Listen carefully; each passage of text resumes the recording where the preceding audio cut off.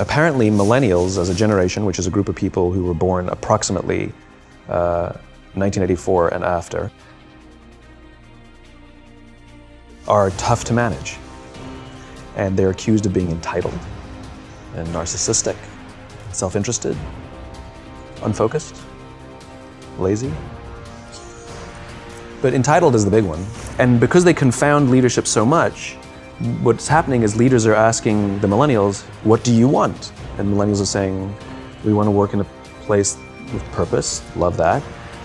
We want to make an impact, whatever that means. We want free food and beanbags. And so somebody articulates some sort of purpose, there's lots of free food and there's beanbags, and yet for some reason, they're still not happy. And that's because there's a missing piece. What I've learned, I can break it down into 4 pieces, right? There are four things, 4 characteristics. One is parenting, the other one is technology, the third is impatience, and the fourth is environment. The generation that we call the millennials, too many of them grew up subject to, not my words, failed parenting strategies, where, for example, they were told that they were special all the time. They were told that they could have anything they want in life, just because they want it.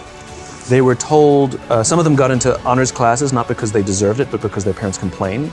And some of them got A's, not because they earned them, but because the teachers didn't want to deal with the parents. Some kids got participation medals. They got a medal for coming in last, right? Which the science we know is pretty clear, which is it devalues the medal and the reward for those who actually work hard. And that actually makes the person who comes in last feel embarrassed because they know they didn't deserve it. So it actually makes them feel worse, right? So you take this group of people and they graduate school and they get a job and they're thrust into the real world, and in an instant they find out they're not special, their moms can't get them a promotion, that you get nothing for coming in last, and by the way, you can't just have it because you want it. And in an instant, their entire self-image is shattered. And so you have an entire generation that's growing up with lower self-esteem than previous generations.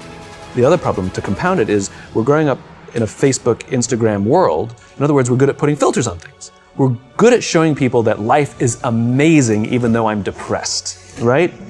And so everybody sounds tough, and everybody sounds like they got it all figured out. And the reality is there's very little toughness, and most people don't have it figured out. And so when the more senior people say, well, what should we do? They sound like, this is what you gotta do.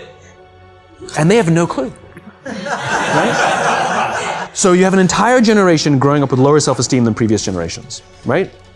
Through no fault of their own, right? They were dealt a bad hand, right? Now let's add in technology. We know that engagement with social media and our cell phones releases a chemical called dopamine. That's why when you get a text, it feels good, right? So we've all had it where you're feeling a little bit down or feeling a bit lonely, and so you send out 10 texts to 10 friends, hi, hi, hi, hi, hi, because it feels good when you get a response, right?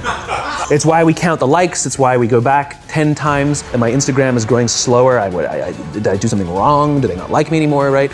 The trauma for young kids to be unfriended, right? Because we know when you get it, you get a hit of dopamine, which feels good. It's why we like it, it's why we keep going back to it. Dopamine is the exact same chemical that makes us feel good when we smoke, when we drink, and when we gamble. In other words, it's highly, highly addictive, right?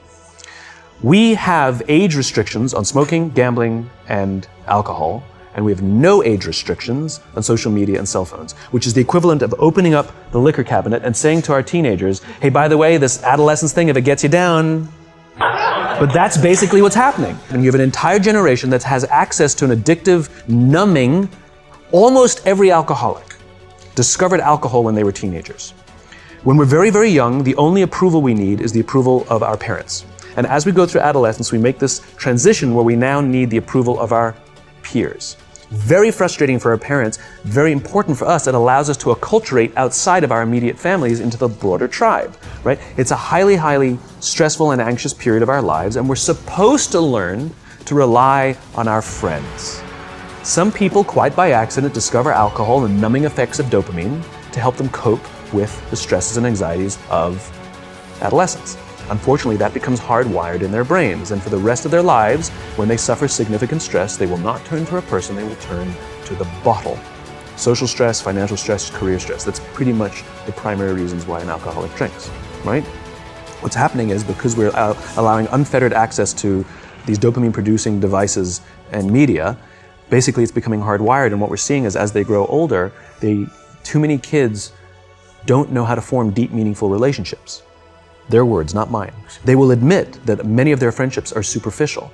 They will admit that their friends, that they don't count on their friends, they don't rely on their friends, they have fun with their friends, but they also know that their friends will cancel on them as something better comes along. Deep, meaningful relationships are not there because they never practice the skill set, and worse, they don't have the coping mechanisms to deal with stress. So when significant stress starts to show up in their lives, they're not turning to a person, they're turning to a device, they're turning to social media, they're turning to these things which offer temporary relief. We know, the science is clear, we know that people who spend more time on Facebook suffer higher rates of depression than people who spend less time on Facebook.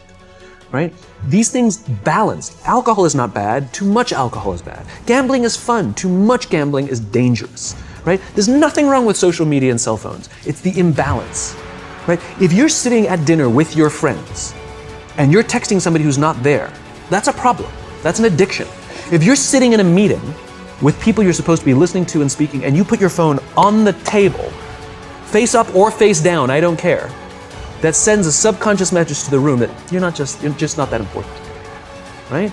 That's what happens. And the fact that you cannot put it away is because you are addicted.